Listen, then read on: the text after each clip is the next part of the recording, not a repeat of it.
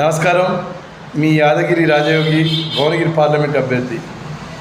పింఛన్స్ ముసలి వాళ్ళు, కొంతమంది నడవలేనటువంటి వాళ్ళు, కొంతమంది చాలా ప్రయాసపడుతూ పింఛన్లు ఇచ్చే కాడికి వచ్చి మరి మార్గ మధ్యంలో వాళ్ళు ఇబ్బందులు పడి వాళ్ళకి దాహం వేసి వాళ్ళకు ఆకలయ్యి మరణిస్తున్నారు.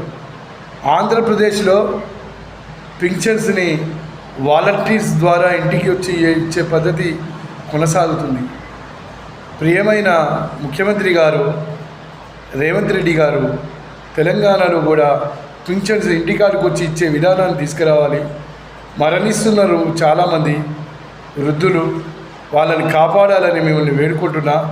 మీ భువనగిరి పార్లమెంట్ అభ్యర్థి కారింగుల యాదగిరి ముదిరాజ్ రాజయోగి.